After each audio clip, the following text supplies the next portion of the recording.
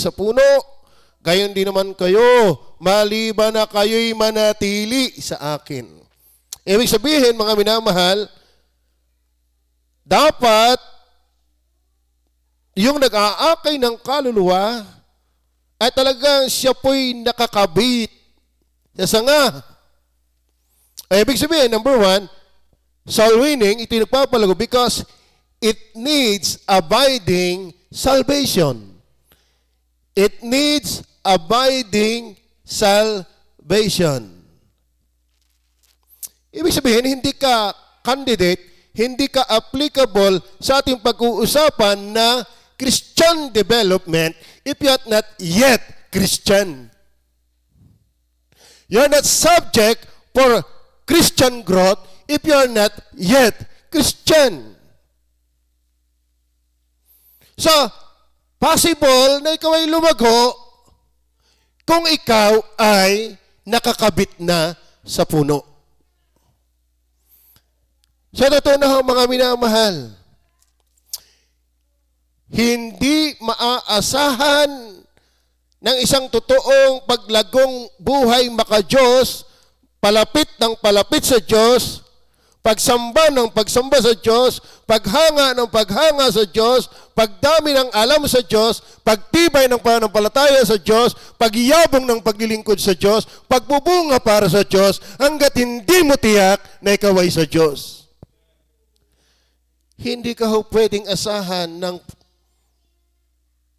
pag-aakay ng kaluluwa kung ikaw mismo pa ang dapat akayin.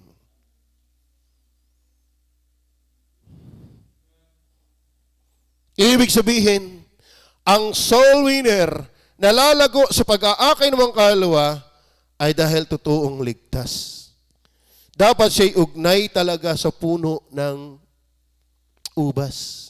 Kaya nandun yung pagiging potensyal na mag-grow dahil kakabit ka kay Kristo.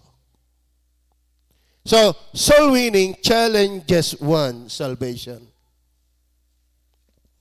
Kaya ako po hiniwala, ang pag-aakay talaga ng kaluluwa ay hinahamon ang pagiging na kay Kristo. Hindi ho pwede na ikaw ay naakay, ayaw mong mag-akay. Hindi ho pwede yun. Ngayon kung pwede sa iyo, hindi ikaw ang Diyos. Hindi ikaw ang nagsalita. Fake yung iyong sinasabing relasyon kay Kristo. Are you there? Naku. Kaya mga kapatid, sa usaping ito, hindi ho ang context po ng John 15 among many commentaries speaks about growth, Christian fruit bearing. So, expected talaga na ang ligtas magbunga. Are you there?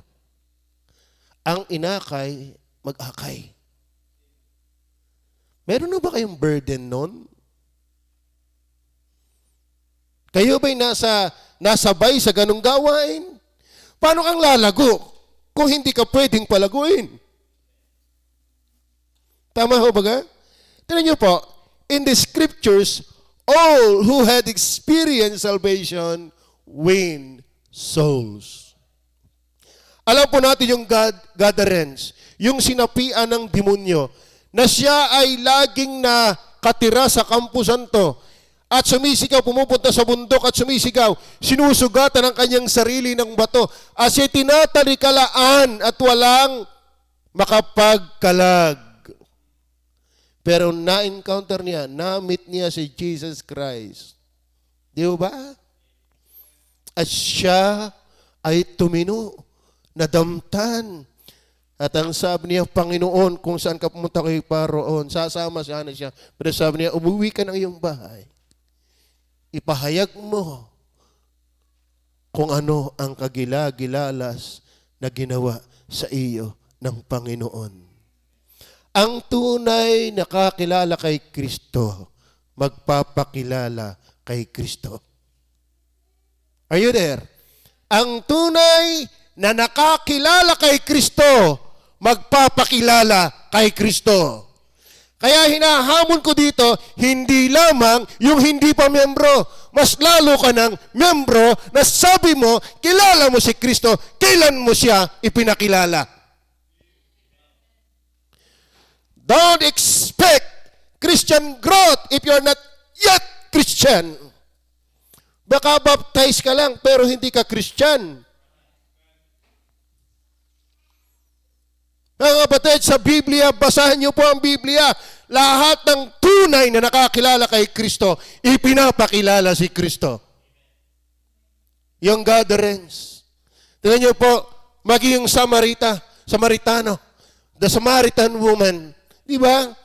Ang tagal ng conversation nila sa chapter 4. Umabot sa pagsamba at nang dumating mga alagad, iniwan niya ang kanyang banga at pinagsabi sa marami pang Samaritana.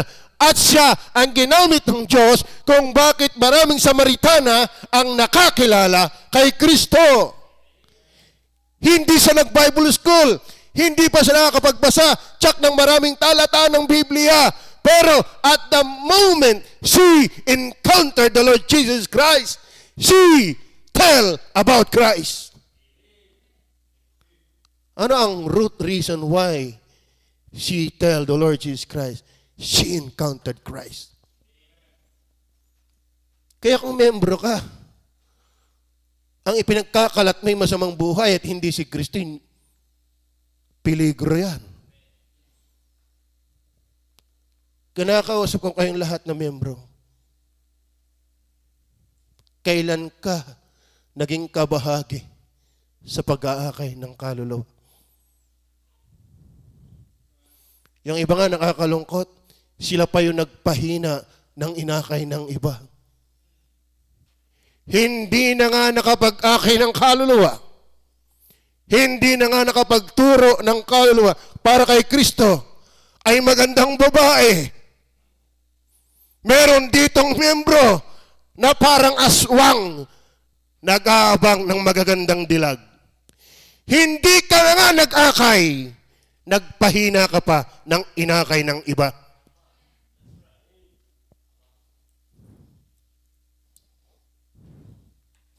Mga paniki.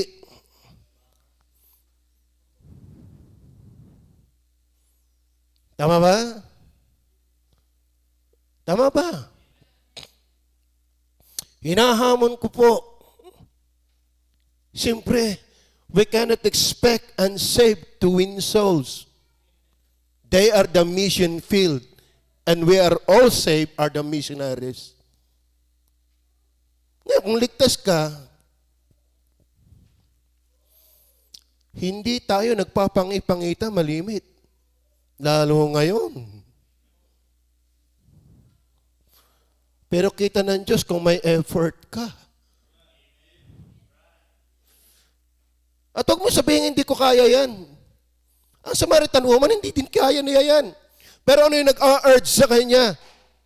The fact that she encountered Christ. Yung gatherings, ano yung nag-urge sa kanya? Ang alam lang niya, tumira ng bahay ng kampusan to, sumigaw sa bundok. Yun lang ang alam niya. Pero bakit na ibabahagi si Kristo? Kasi the fact that he encountered Christ. Ang pinag-uusapan dito, hindi dami ng alam. Ang pinag-uusapan dito, kung talagang na kay Kristo ka. Tama ba?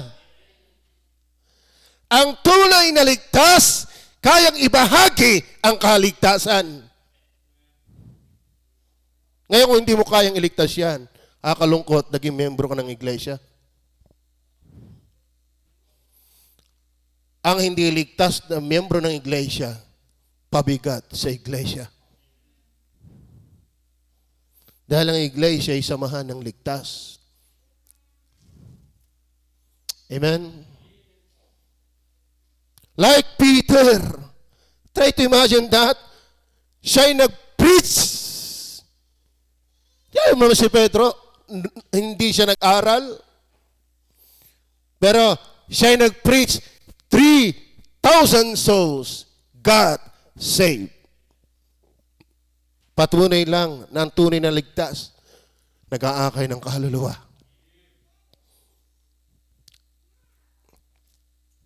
Si Paul, Alam natin si Paul. Basahin niyo po ang tunay na mananampalataya sa Bible. Nag-aakay ng kaluluwa. Amen? Ito ang totoo. Kapag hindi ka nag-aakay, naninira ka ng gawain. Are you with me? Because it needs abiding salvation.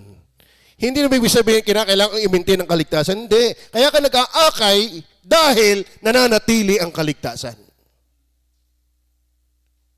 Soul winning will enable us to grow because it needs abiding salvation. Dahil ang kaligtasan na mananatili at nananatili, yan ang ugat ng paglago. Tama ba? Alam niyo po, ang punlang patay, kahit diligan mo yan, patay eh. Yung walang suloy, bubulok pa nga sa tubig, sa totoo na, yung binhing patay na hindi sinuluyan ng buhay, yan ay namamaho sa kadamihan ng tubig. Baka may mga membrong lalong nabubulok ang buhay sa karamihan ng preaching. Wala pa namang suhay ng buhay. Nakakatakot yun. Bakit the more na ang dami mong preaching napakinggan, lalo kang nabubulok? Tama? Dapat the more napakinggan mong maraming preaching, lalong nasangang yung buhay. Bakit? Ikaw ay nadidilig, na-absorb mo yung dilig. Dahil may buhay. Tingnan po yung sangang nababad sa tubig. Ang daling mawasak. May amoy. Tama ba? Pero yung may buhay, babarin mo sa tubig, sa palaki. Ay dapat ang Kristiyano matagal nang nakikinig ng salita ng Diyos, dapat nalaki. Dahil may buhay. Not for worse, but for better. Are you with me?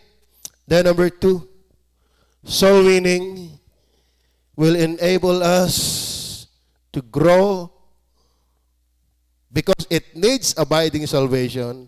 Number 2, because it needs abiding Savior.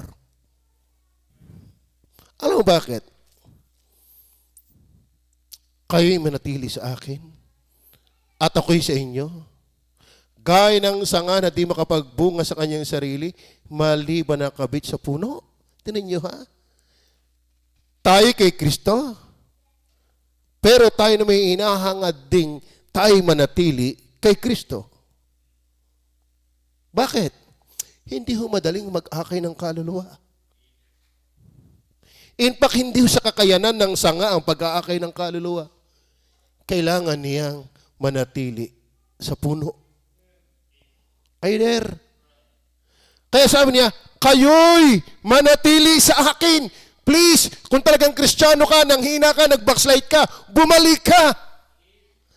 Dahil hindi mo kayang mag-akay ng kaluluwa kung malayo ka sa source to enable us to bear fruits. Amen? Kayo'y manatili sa akin at ako'y sa inyo, gaya ng sanga na di makapagbubunga sa kanyang sarili, maliban na nakakabit sa puno. Gayon din naman kayo, maliban na kayo'y manatili sa akin. We need to abide to the Savior. We need Christ all the time. Are you with me? Ako ang puno ng ubas, kayo ang mga sanga, ang nananatili sa akin, at ako'y sa Kanya, ay siyang nagbubunga ng marami. Don't expect na magbunga kung malayo ka sa puno.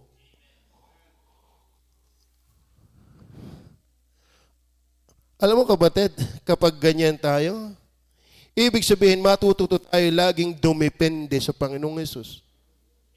Tama ba? Kasi hindi pala natin kaya magbunga eh. Paano tayo magbubunga? Sa pamagitan ng Panginoong Hesus, kaya tayo lalago. Bakit? Tayo mabubuhay na nakadepende sa Panginoon. Ayo ba ang buhay na tatatag at lalago, yung dumidepende sa Diyos? Ha? Hindi ho pagalingan ang pag-aakay ng kaluluwa. Yan ay panganganlong sa nagbibigay ng kapangyarihan para magbunga. Yan po ang sabi.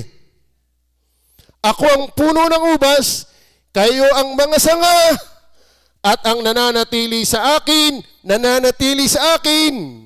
Ang iba ang pinanatilihan nanatiling backslider. Nanatiling walang pakialam sa gawain, nanatiling hindi nagbabasa ng Biblia, nanatiling hindi nananalangin, nanatiling hindi sumisimba, nanatiling nabubuhay sa kasalanan. Ay baka naman ikaw hanggang nananatiling hindi paligtas.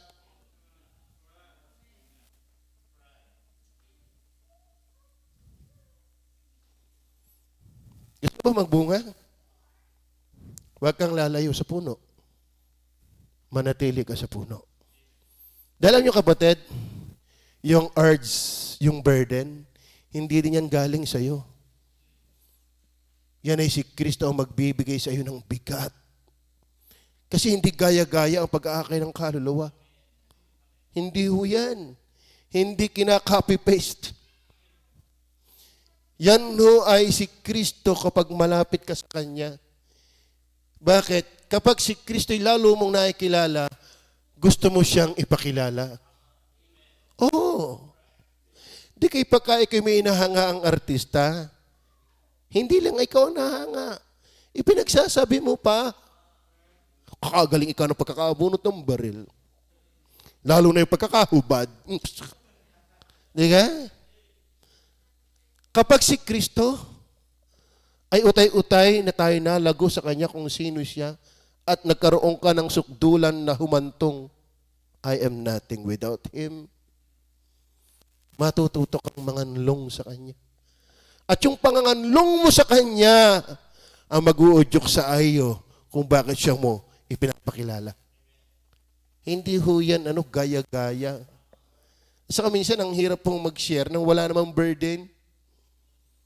Di ba? Kaya ka walang burden, malayo ka sa puno. Kaya yung sanga na kaya nayot-yot, maraming sap yun, nagbubunga. Kaya minsan ang ating buhay nayoko ang bigat kasi maganda ang daloy ng kapangyarihan ng Diyos sa ating buhay. So hindi natin iniimbento ang burden. Yan ay inilalagay ni Kristo doon sa nananatili sa Kanya. Paano ilalagay ni Kristo ang burden yan kung hindi ka naman nananatili sa Kanya? Kaya kung talagang Kristiyano ka, abide in the Lord.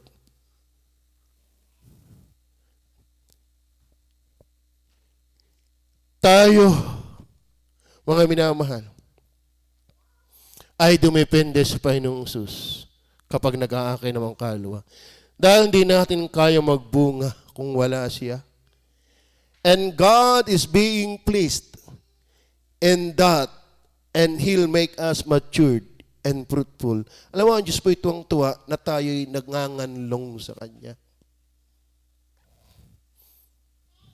Wala hong nagtitiwala sa Diyos na hindi madidevelop sa Diyos. Tama ho ba?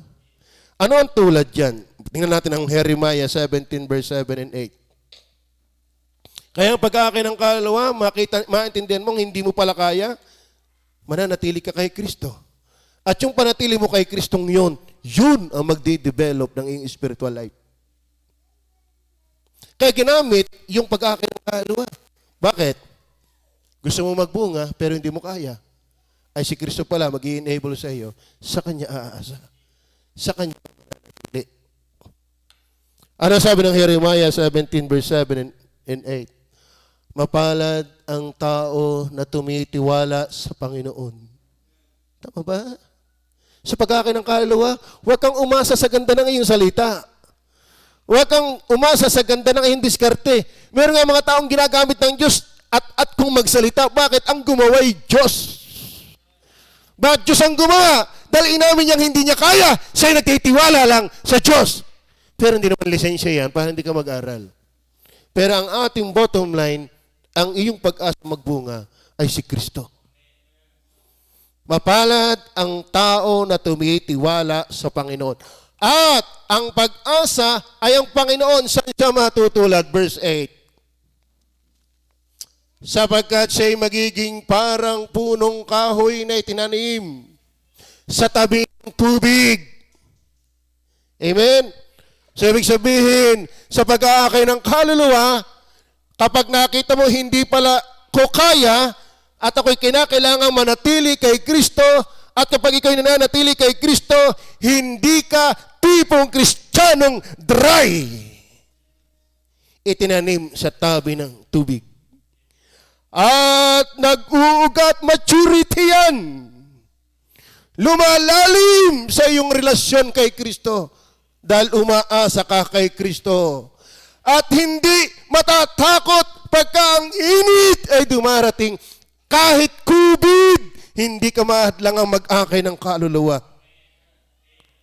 Kundi ang kanyang dahon ay magiging sariwa at hindi mababalisa sa taon ng pagkatuyo o maglilikat man ng pagbubunga, magbubunga yan. Bakit? Nananatili kay Jesus Christ. Kaya, there will always be spiritual maturity if we will just abide in the vine. Kaya manatiling ka lang kay Kristo, siya na ang gagawa para sa atin.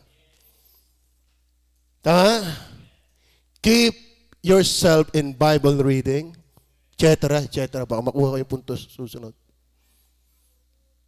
So, soul winning will help us to grow spiritually because it needs abiding salvation, because it needs abiding Savior. Mga kapatid, hindi natin kaya magbunga. We need to abide in Christ. And once we learn to abide in Him, saan tayo tinulad? Sa puno na natanim sa tabi ng tubig. Hindi natutuyo. Bagay ang kanyang dahon hindi nalalanta. At yan ay nagbubunga. Kaya kung hindi ka nagbunga, malayo ka kay Kristo. Amen? Nakakalungkot. Tama? Kapag ang bunga mo ay naging kamukha ng artista, you abides in TV program, not in Christ. We need to abide in Christ to bear fruits. And that abiding in Christ will mature us. Tama ho ba? Yan po sabi paanin. Yun ho palang dumidikit kay Kristo. Dahilan ng pagbubunga kay Kristo. Tama ba? Ay hindi ho pagalingan ng style, kundi ng pagdepende kay Kristo. Ano ho? So, kaya wag ho tayong lalayo kay Kristo, mga minamahal. Kaya sabi po ng talata na ating binasa, kayo'y manatili sa akin. Kayo'y manatili sa akin. Ang daming problema. So what? Manatili ka. Ang daming problema, lalayo ka pa kay Kristo. Tama ba? Hindi hadlang ang COVID na ito para hindi talagang hindi hadlang. Ang hadlang ay kapag hindi ka lumapit kay Kristo. Ang ating mga kapatiran na matagal na hindi sumisimba, wala pang COVID, kaya masaya nung magka-COVID. Mahal namin kayo kung talagang kayo aming kasama. Hindi ka namin pagtatawanan, hindi ka namin lilibakin, mana pa kami sabik sa inyo. At ang pastor ninyo hanggang ngayon, sa ulo ang pangalan nyo. Ano nga? Pinagpipray po kayo na bumalik sa Diyos. Tama ho ba? Dahil wala na akong pinakamaganda sa buhay Kristiyano, kundi malapit kay Kristo. Wala na po. At kayo naman mga Kristiyano, huwag kayong mahili sa mga taong akala may masaya na walang pakialam kay Kristo. Ang layo mo sa konteksto. Paano ka magiging masaya? Paano sila magiging masaya? Putol na sanga. Tama ba? Ang buhay ng Kristo ay hungkag na tao. Nahili ka sa hungkag? O baka hungkag ka pa rin? In thy presence is the fullness of joy. Tama ba? Si Kristo ang nagpapatawad. Si Kristo ang bumubuhay. Si Kristo ang nabayubay. Si Kristo ang anak ng Diyos. Si Kristo ang nahirapan. Si Kristo ang nagbago maguli. Si Kristo ang lumikha lahat ng bagay. Kaya si Kristo ang dapat nating panatalinan. Don't go away from Christ. He will enable us to bear fruits. Kasi totoo naman kapag tayo nanatili kay Kristo, nahinog tayo kay Kristo, magbubunga tayo kay Kristo. Di ba? Kaya ang pag-igihin natin, tayo nanatili kay Kristo. Si Kristo na magbubunga sa atin. Tama ba? Yung burden, pag nakakita ka ng answer, mag-share ka agad. Kasi malapit ka doon sa isi-share mo. Masaya ka doon sa isi-share mo Kaya may burden doon sa hindi paligtas kasi masaya ka sa tagapagligtas. Tama ba? Number 3. Soul winning. Pag-aakay ng kaluluwa ay nakakapagpalago, nakakapagpatibay ng pananampalataya, nakakapagpatuloy ng pagbabago ng buhay because it needs abiding salvation, because it needs abiding Savior. Ang pag-aakay ng kaluluwa, it needs also abiding scriptures and supplications. Alam mo, ang tunay pag-aakay ng kaluluwa, dahil hindi mo kaya, dumidepende ka kay Kristo. Kaya naman, palaaral ka kay Kristo at palapanalanginin kay Kristo. Alam mo, ang buhay na palaaral ng Biblia, palabasa, mapanalanginin, lalago ka. Pero ano yung nag-uugyok sa iyo? Gusto mo mag-ahakay ng kaluluwa, hindi mo kaya. Sabi, I am the vine, you are the branches. Except ye abide in me, you cannot bear fruits. The fact that you cannot bear fruits apart from Christ, you will depend on Him through prayers and Bible reading. Alam mo, kaya naman tayo malayo na kay Kristo Malayo ka na sa pagtawag lagi kay Kristo. At sa pagbasa ng Biblia. Ano sabi po ng talata? Verse 7. Kung kayo'y magsipanatili sa akin, at ang mga salita ko'y magsipanatili sa inyo, hindi po pwedeng paghiwalayin yan. Wala akong Kristiyanong malapit kay Kristo na malayo sa salita ni Kristo.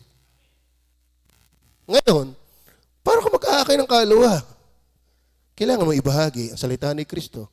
Sapagkat ang pananampalataya nang gagaling sa pakikinig ng kanyang salita. Tama ba? Paano mo ipapahagi nga yan? You're not reading the Bible. You're not abiding in Christ the way you abide in His words. Napakarami hong Kristiyano ngayon. Magpakatotoo lang. Nagbabasa pa ba kayo ng Biblia? May nagbabasa nga ng Biblia, hindi pa rin nalago. Di lalo na kung hindi ka nagbabasa. Yan tanong naman, bakit ayaw mo? At wala kang panahon dyan. Ang sabi ng 1 Peter chapter 2 verse 2, kaya ng mga bagong panganak na sanggol, nasayin ninyo ang gatas na walang daya. Kung talagang ikaw ay pinanganak na muli, hinahanap mo ang salita ng Diyos. Ngayon, hindi na huyan dapat ipagduldulan sa iyo. Ikaw mismo naghahanap niyan. Tinutulungan ka lang ng pastor ngumuya. Tinuturungan ka lang ng pastor na maintindihan. Inaakay ka lang niyang tumatag. Pero ikaw mismo sa iyong sarili, kung ikipin ng anak na muli, ikaw mismo ang nangangailangan. At ang pangailangan yan, sususugan ng pastor hanggang sa ikaw ay lumalaking bata, nagmamatured. At automatic po, pag ikinaglalagot, nagmamatured, soul winning is very possible. Tama ho ba? Kaya mga batid, kapag tayo nagkakakilang kaluluwa, tayo lalago. Bakit? Kasi tutulak ka nitong magbasa ng Bible At manalangin. Bakit? Hindi natin kaya. Yung loved ones natin, ipag-pray natin maligtas. Kasi hindi tayo ang Savior. We are just His instrument. But, walang kayang instrumento unless we depend on Christ. The way we search and supplicate. Are you with me? Kayo ba'y nagbabasa pa? Mga membro, nagbabasa ho ba kayo ng Biblia?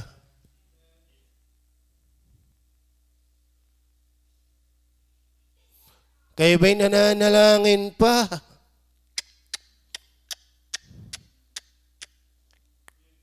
Ano? Huwag mong sabihin malapit ka kay Kristo na wala ang Bible at prayer. At tatandaan ninyo, ang buhay na malayo kay Kristo, malapit sa demonyo. Oh. Ang buhay na malayo kay Kristo, malapit sa demonyo.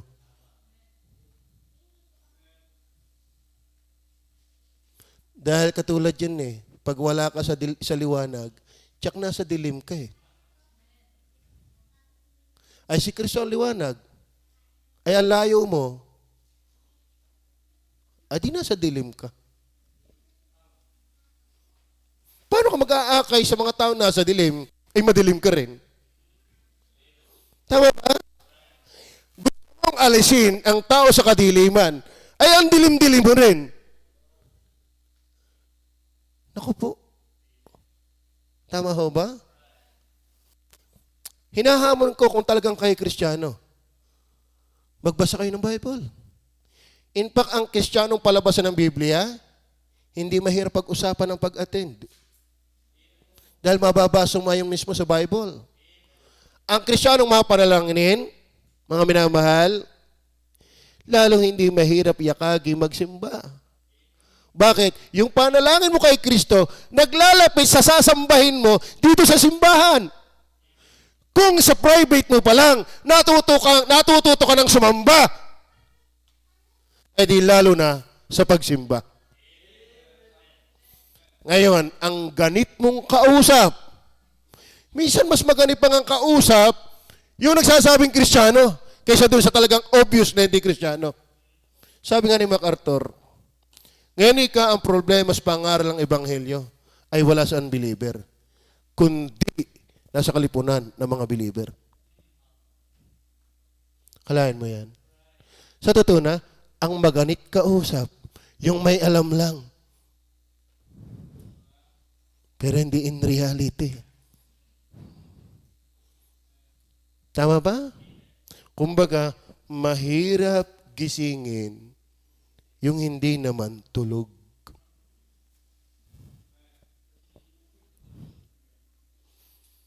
Nakakalungkot. Marami tayong mga nagsasabing Kristiyano, di natin mahagilap. Amen? Kaya tingnan mo ang itsura ng mga yan. Yung lifestyle ng mga yan, malabo sa wangis ni Kristo.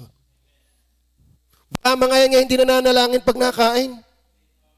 Maraming membro dito hindi na nananalangin pag nakain. Nahihiya na ma-identify na Christian. Tsak maraming mga babae dito na membro na hindi umaaten. Tingnan nyo ang gayak ng mga yan. Worldly. Tama ba? Tingnan niyo po yung mga Kristiyanong kalalakihan na hindi nag-a-attend, hindi nagbabasa, hindi nanalangin, lalong imposible mag-akin ng kaluluwang totoo yan. Tingnan mo yung itsura ng mga yan, malamlam pa sa mukha ng patay.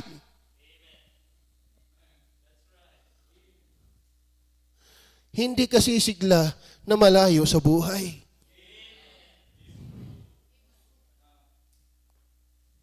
Bumalik kayo mga kapatid. Hindi natin alam ang pagbabalik ng Panginoon. Sana unahan mo na ang pagbabalik ni Kristo. Magbalik ka na kung talagang ikaw ay na kay Kristo. Mas nahihirapan na eh. Kung nahihirapan ka sa buhay na malayo, yan ang puhunan mo para magtagumpay sa hirap ng pagbabalik. Kapag hindi ka pa nahihirapan sa buhay na malayo kay Kristo, imposible ka talagang makabalik kay Kristo. Pero kahit parang ang hirap-hirap bumalik kay Kristo, mananalo ka makabalik kung hirap na hirap ka talagang malayo kay Kristo. Sa totoo na ho, lahat ng nalapit kay Kristo yung pagod sa buhay, sa kasalanan. Kaya ang niyayakag niya, lumapit kayo sa aking mga napapagal at nangabibigat ang lupa. Yan ang kanyang subject ng invitasyon. Dahil hindi naman iingling lumapit kay Kristo yung masayang wala kay Kristo. Hindi lalapit yan. Tama ba? Galing-galing din at hindi ako nasisermonan, pupunta pa ako dyan. Hindi ka nga lalapit kay Kristo. Pero kung ikaw ay napapagod sa buhay na walang Biblia, napapagod sa buhay na walang panalangin, napapagod sa buhay na laging nasa kasalanan, napapagod ka sa buhay na hindi kasama ang kapatiran, kahit para ang hirap ng daya ng pagbabalik, magtatagumpay ka dahil nahihirapan ka sa buhay na walang nangyayaring espiritual.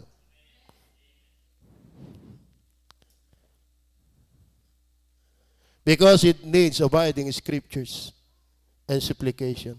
Ibig sabihin, magtutulak sa atin ang gawain ng pag-aakay ng mga kaluluwa sa lalong pagbabasa ng Biblia at pananalangin sa pagdepende sa Diyos sa pagbubunga.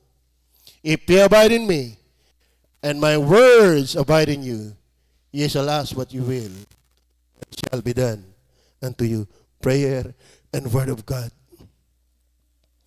Amen? Napakadali naman ng revival kung tutusin. Magbasa ka uli ng Bible. Umiyak ka sa Diyos panalangin.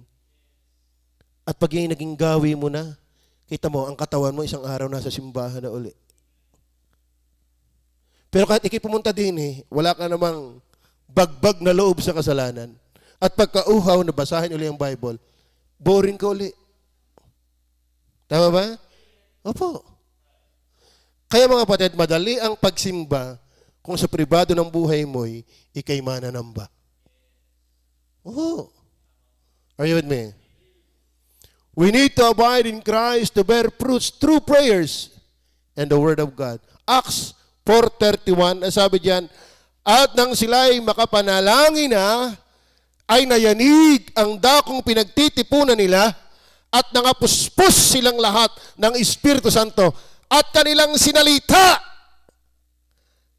na may katapangan ang salita ng Diyos. Why? They were empowered by the Holy Ghost. Why? They prayed. Alam mo kung bakit sila nanalangin dito? Binabantaan sila. Sa oras na kayo hindi tumigil ang pangaral kay Kristo, kayo ipakukulong, sukdulang ipapatay. And they pray. Mga batid, pray. Pray. Alam sa totoo na, masarap manalangin. Bakit? Nadidevelop ang totoong buhay, sinsirong buhay sa buhay panalangin. Bakit? Imposibleng maging paimbabaw ka sa panalangin. Imposibleng ikaw ay magsinungaling sa pananalangin. Ngayon, kung lagi ka nanalangin, dinade-develop ang sinsirong pagkatao. At sa sinsirong buhay na pagkatao, diyan mayaman ang pagkilos ng Diyos. Are you there? Yan ang nasabi ng James 1:18. Ano sabi diyan? Sa kanyang sariling kalooban ay kanya tayong ipinanganak sa pamamagitan ng salita ng katotohanan upang tayo maging isang uri ng mga pangunahing bunga ng kanyang mga nilalang. Tingnan niyo mga kapatid, ang ginagamit ng Diyos para ang tayo makakilala Diyos, salita ng Diyos. Kaya yan lang ating ibabato. Pero bago mo ibato sa iba, batuhin ka muna. Bago ka magpakain sa iba, ikaw muna ang kumain. Tama ba? Bago ka maging instrumento ng kalakasan ng Diyos sa iba, sa magitan ng kanyang salita, hayaan mo ang salita ng Diyos ay maging instrumento muna sa iyo para ikaw ay palakasin. Tama ho ba? Nagbabasa ho ba kayo ng Bible? Tingnan niyo po, nakasalalay. Bakit sila nakapagsalita ng kapangyarihan at tapang? Because they prayed. Bakit nakakapagbunga? Because of the Word of God. Kaya sabi ng Roma 10:17, kaya ang paniniwalay nanggagaling sa pakikinig at ang pakikinig ay sa magitan ng salita ni Kristo. We need both prayer and the Word of God. Yan po ang tanglaw. Yan po ang instrument ng Diyos sa pagdepende kay Kristo, sa paglago kay Kristo, sa pagbubunga para kay Kristo. Kaya may improvement eh.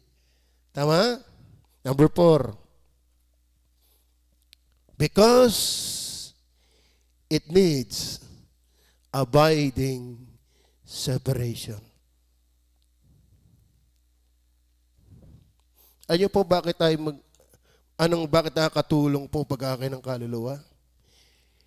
Hindi lang ito nangailangan ng abiding salvation. Abiding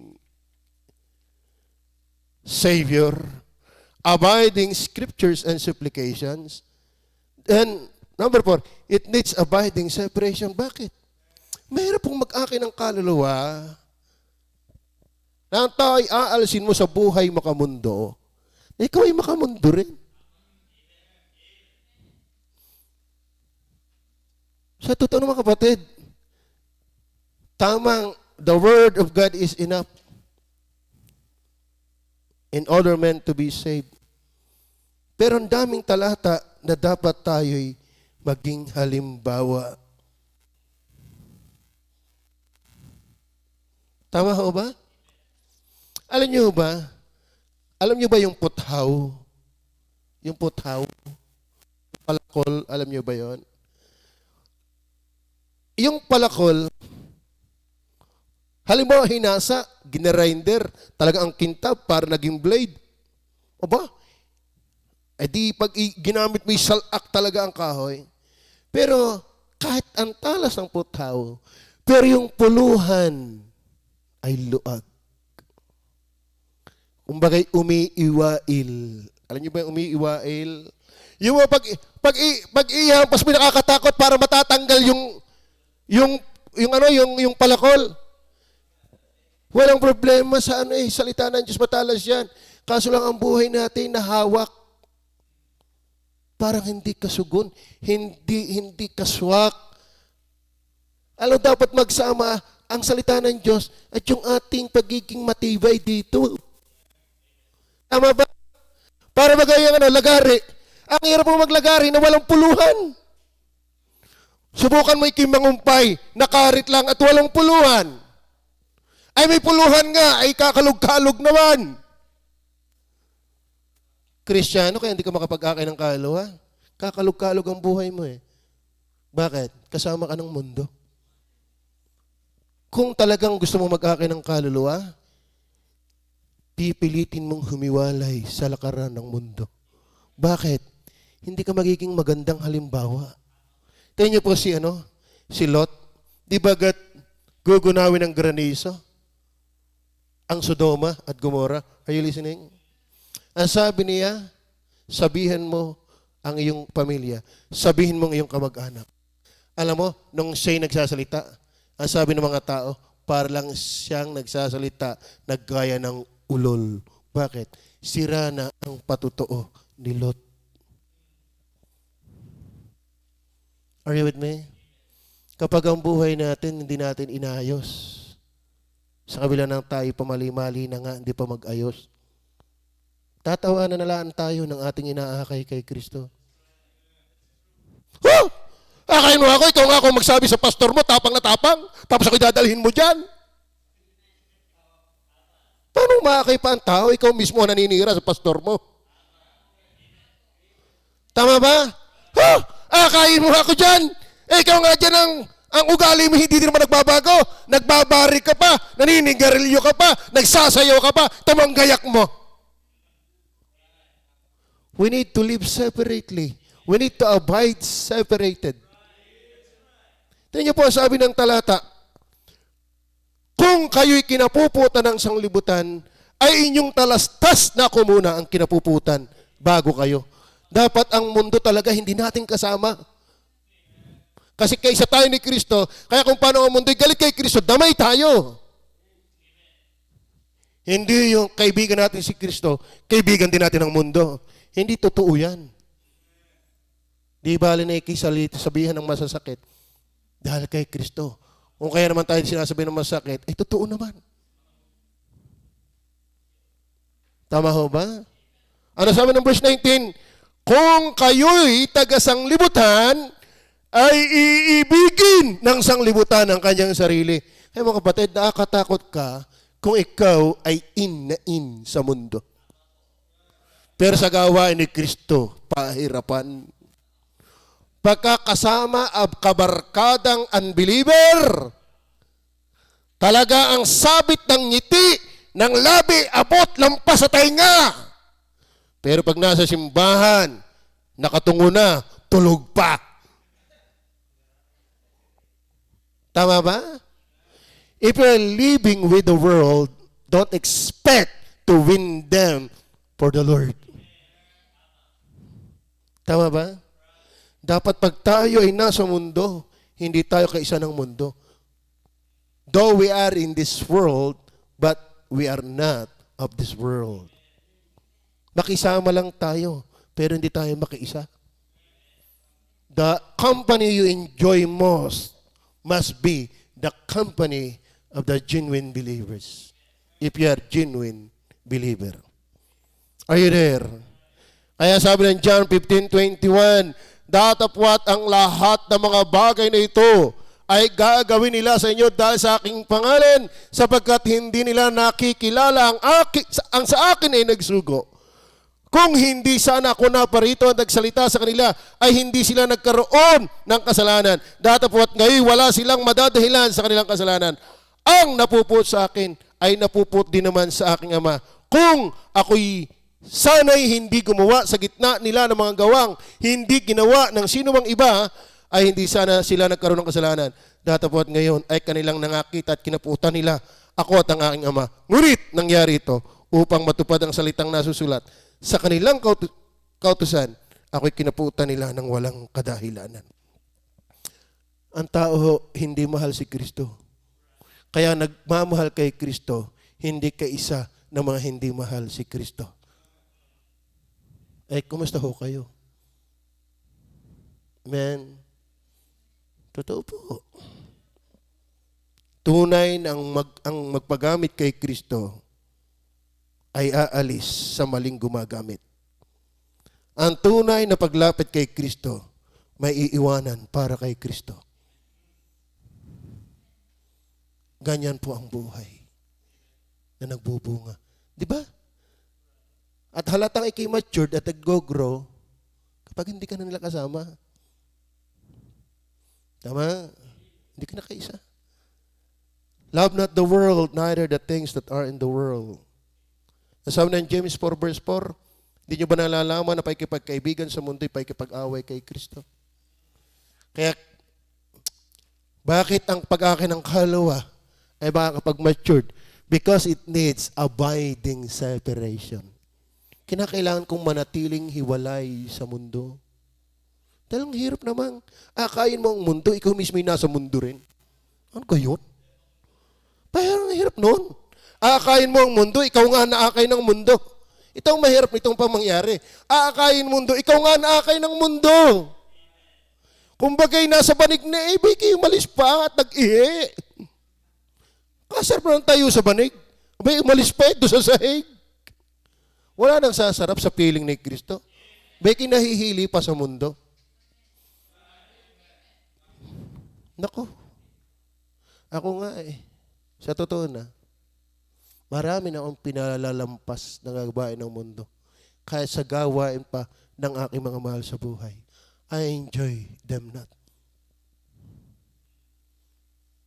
Babasa na lang ako ng Bible. Tama ba? Masaya lang pag magkakasama. Ang babaw. Magsama tayo kay Kristo. Yung pinakamagandang magsama. Kaya payo ko sa inyo, mga single, maghanap kayo na mapapangasawang masaya kay Kristo. Dapat ang pagsamahan ninyo ay si Kristo. Yan ang inyong pagsasamahan. Hindi ang beer.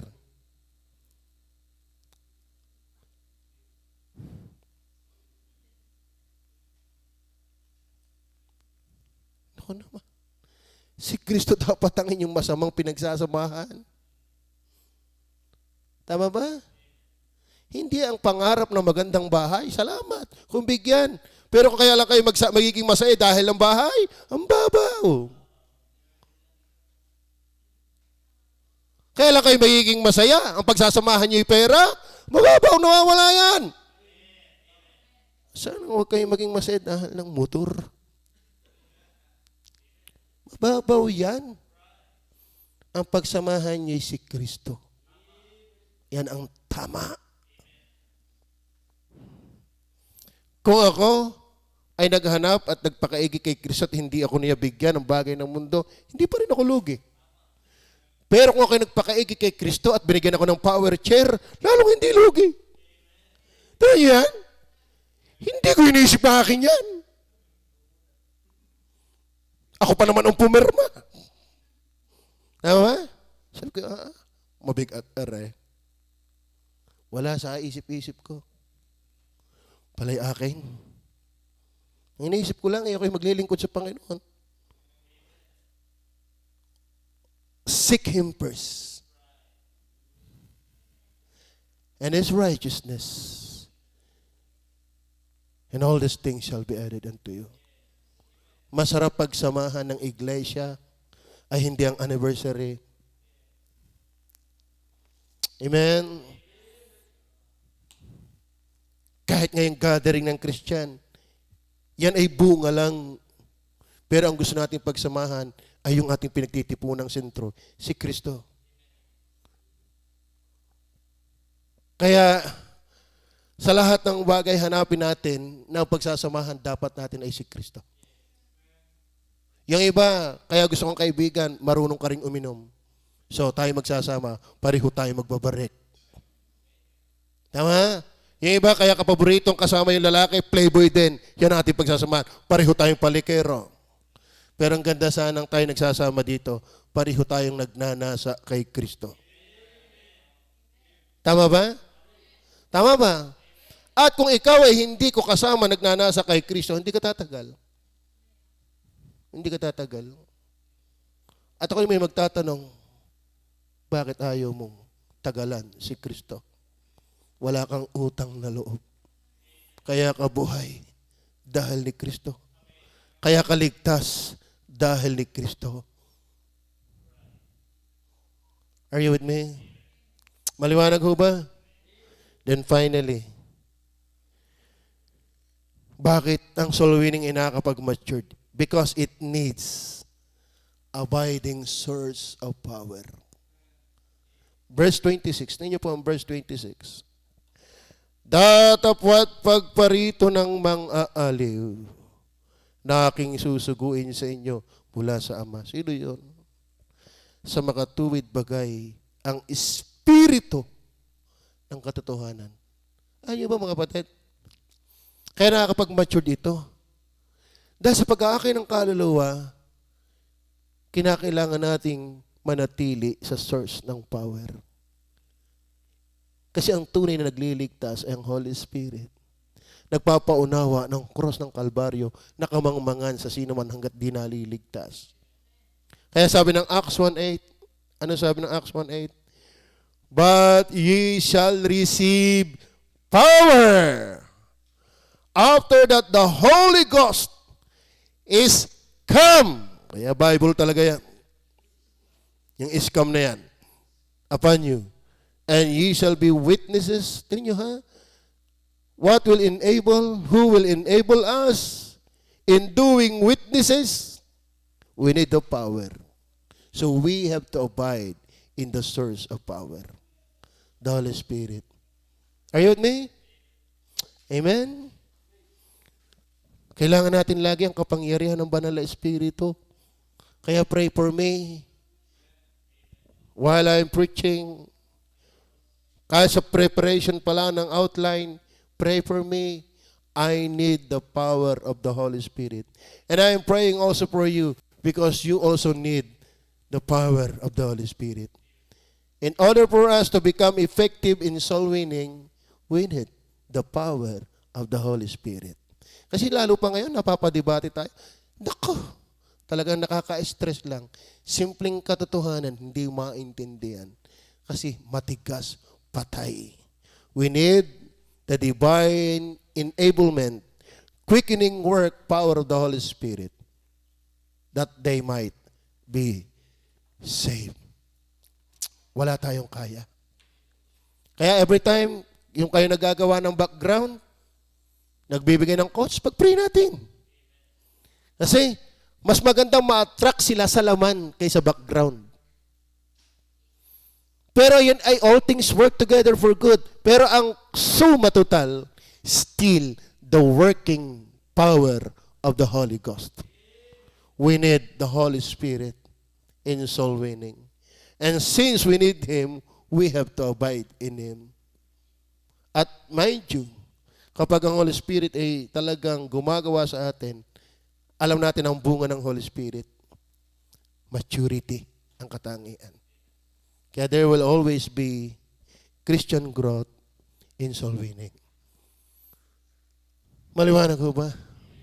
Sa inyo mga membro, please, win souls. Wag ka na, manawa ka na pagka-prayer meeting, Pastor, gusto ko po spiritual growth. Mag-soul win ka. Kasi pag soul win ka, hindi ka lang Wednesday magpipray. I-develop nito ang everyday prayer. Bakit? Aasa ka sa Diyos eh. Hindi sa iyong lakas. Tayo pa mag-pray. Mapagpala namin Diyos sa langit ngayong umaga. Sana po patuloy na kami kinakausap ng iyong mga salita. Ikaw sana, Panginoon, ang pagsasamahan talaga namin. Ikaw sana talaga, Panginoon, ang hinahangad ng aming buhay. Sapagkat ikaw ang kinaroroonan ng lahat ng hinahanap ng tao. At tama naming makakamtan dahil inuna ka namin. Tulungan niyo kami, Panginoon, na mag-akay ng kaluluwa kung gusto naming lumago sa pagkakilala at espiritual na buhay. Habang tayo nakayuko, nakapikit, we will not stay long. If that is your prayer, I challenge you, try your best to be a part of soul winning. If you really desiring to be matured spiritually, apply soul winning regularly. God bless you. God bless you. God bless you. Be a part. Please. Hindi tayo nagparaos lang ng oras. Kung Kristiyano ka, na nawawala sa linya, bumalik ka. Kung ikaw ay nasa linya pa at gusto mag-akin ng kalwa, manatili ka. Maghihinugin ka ng Diyos at magbubungahin ka ng Diyos.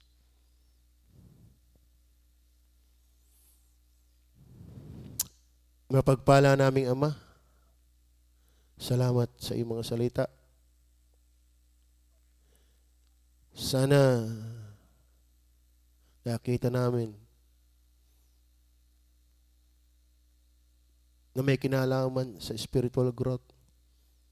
Ang gumawa kami ng paraan na ikaw ay aming patuloy na alamin, sandigan, panatilihan upang ang pagbubunga ay mangyari sa pag-aakay ng kaluluwa. Pagpalaan niyo po ang bawat isa sa pangalan ng Panginoong Yesus. Amen.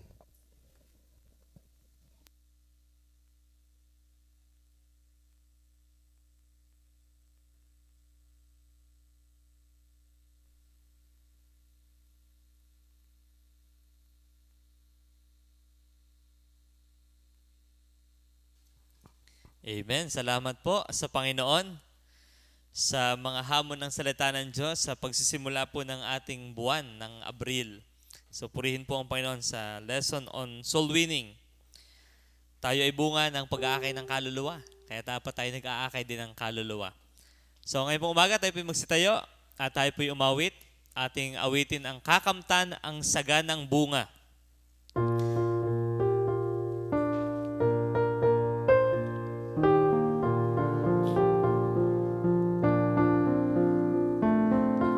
Ating awitin po ang awitin ito, sabay-sabay, ready, sing.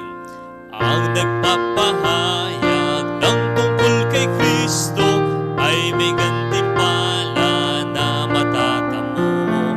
Sa mundong ibabaw, uusigin tayo, siya'y sumasa atin, huwag malulungo. Ating kakamtan, ang saganang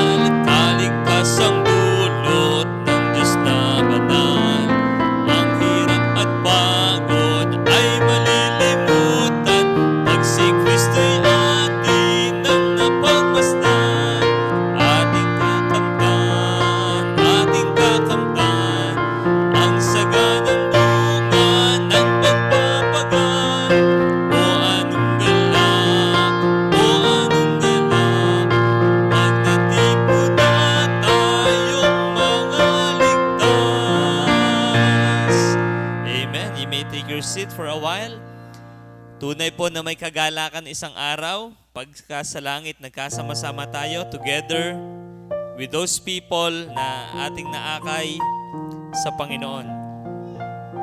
So ngayon pong unang linggo ng buwan ng Abril, purihin po ang Panginoon, tayo ay 115 ngayong worship at 120 kaninang evangelistic service. Palakpakan natin ang Panginoon. Parang mas marami yata pagka laging lockdown. Okay. So we would like to recognize po yung mga nakasama natin. Kaninang evangelistic service na mga bisita po. We would like to recognize yung mga bisita natin. Si Tintin ay kasama natin. Ate Dorothy, Rosette, Marlon Florida, Romel Arellano, Eva Macalalad, by Brother Rolly.